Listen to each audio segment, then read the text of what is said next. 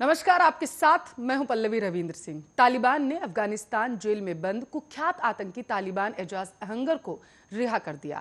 तालिबान के इस कदम के बाद भारतीय एजेंसियां अब अलर्ट पर आ चुकी हैं। आपको बताते चले, एजाज भारत के लिए बड़ा खतरा बताया जा रहा है। एजाज के बारे में भारतीय एजेंसियों को उस वक्त बड़ी जानकारी हाथ लगी थी जब स्पेशल सेल ने इस्लामिक स्टेट खुरासान के जम्मू कश्मीर में रहने वाले आतंकी पति जहांजेब और पत्नी हिना बेग दिल्ली से गिरफ्तार किया गया था। एक निजी चैनल से मिली जानकारी के अनुसार एजाज काफी तेज दिमाग वाला आतंकी माना जाता है और वह युवाओं को कट्टरपंथ के रास्ते पर ले जाने में माहिर माना जाता है। उसने अफगानिस्तान में भी कई फिदाइन तैयार किए। वह सोशल मीडिया के जरिए आतंकी बनाने में माहिर बताया जा रहा है। एजाज ने अफगानिस्तान में बैठकर भारत में आईएसकेपी का बड़ा मॉड्यूल तैयार कर लिया था और दिल्ली में हमले की साजिश भी रची गई थी। लेकिन दिल्ली पुलिस और एनआईए ने जम्मू कश्मीर, दिल्ली, पुणे, बेंगलुरु में एक के बाद एक कर कई गिरफ्तारियां कर उनके मंसूबों पर पानी फेर दिया था।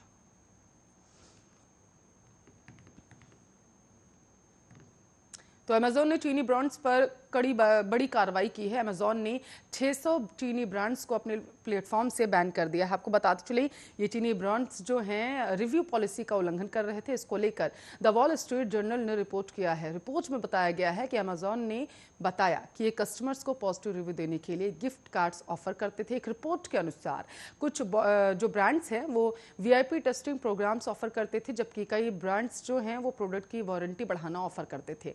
रिपोर्ट में कहा गया है कि कई ब्रांड्स खराब रिव्यू देने वाले को इंसेंटिव देते थे। इंसेंटिव के तौर पर रिफंड या फ्री प्रोडक्ट दिया जाता था। अमेजॉन ने कहा है कि ये बिजनेसमैन को उनके बिजनेस को बढ़ाने का अवसर भी देते थे।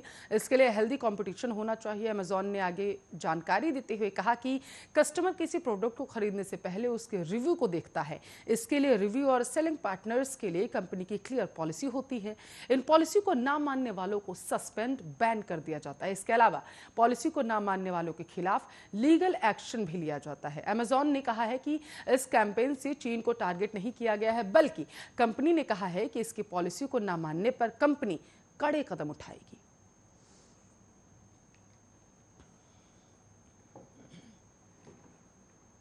तो बारिश और बाढ़ ने फसलों को पूरी तरीके से बर्बाद कर दिया। उत्तर भारत के कई राज्य मौसम की इस मार से बेहाल हैं। उत्तर प्रदेश सरकार ने भारी बारिश से फसलों को होते नुकसान को देखते हुए किसानों के लिए अलर्ट जारी कर दिया है और इसके साथ साथ तो वहीं दूसरी तरफ यूपी में भारी बारिश से किसानों की चिंताएं अब बढ़ चुकी हैं। खेतों में खड़ी फसल बर्बाद हो चुकी है। इसे देखते हुए कृषि विभाग ने नई गाइडलाइंस जारी कर दी। विभाग ने कहा मक्का, बाजरा, ज्वार, मूंग, उड़द और सब्जियों के खेतों के मेड़ों को बीज से काट दे, जिससे फसलों के बीच से होते हुए पानी खेतों से बाहर जा सके। भारी नुकसान से बचा जा सकता है। इससे बताया जा रहा है कि इस बार के बारिश और आंधी से किसानों की केले की फसल पूरी तरीके से बर्बाद हो गई। हर साल वे 10 से 12 लाख तक का मुनाफा कमा लेते थे। इस बार उनके हाथ कुछ भी नहीं लगा। किसान कहते हैं कि कंपनियां केले और पपीते जैसी फसलों का बीमा करने में हीला हवाली करती आई हैं। अधिकारियों तक हमने अपने नुकसान की बात पहुंचा दी है, लेकिन वहां से यही आश्वासन मिला है कि फसल पर मुआवजा तभी मिल पाएगा जब शासन की तरफ से बारिश से होने वाली फसलों के नुकसान को लेकर कोई आदेश आएगा। पश्चिमी उत्तर प्रदेश में भी आपको बताते चले, बारिश से किसानों को भारी नुकसान हुआ। ये बेल्ट ज्यादातर गन्ने की खेती के लिए जानी जाती है। मुजफ्फरनगर के बोखरहेड़ी गांव अनुभव चौधरी बताते हैं कि वे तकरीबन 100 बीघे में गन्ने की खेती करते हैं। बारिश ने उनकी 30 से 40% फसल बर्बाद कर दी। झुके हुए गन्ने को फिर से खड़ा करने में उन्हें अलग से लेबर चार्ज देना पड़ रहा है। वे आगे कहते हैं कि बारिश से मिट्टी गीली हो गई। अगर एक और बारिश हुई तो फसल को बचाना नामुमकिन।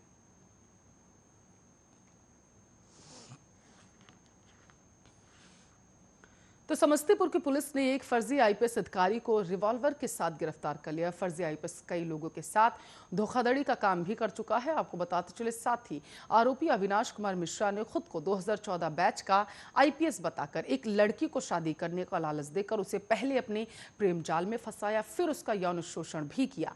समस्तीपुर के पुलिस अधीक्षक मानवजीत सिंह ढिल्लों के निर्देश पर डीएसपी शहबान हबीब फाखरी के नेतृत्व में पुलिस की एक टीम ने एक फर्जी आईपीएस अधिकारी को छापेमारी कर उसे गिरफ्तार कर जेल भेज दिया। पुलिस इसकी गिरफ्तारी के बाद जांच में जुट गई है कि धोखाधड़ी करने के साथ फर्जी आईपीएस ऑफिसर बनने के पीछे की मंशा आखिर क्या रही होगी।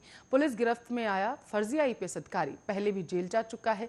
सदर डीएसपी शाहबान हबीब फाखरी ने बताया है कि एक लड़की को खुद को आईपीएस अधिकारी अमन पराशर बताकर शादी का प्रलोभन देकर शारीरिक संबंध बना चुका है।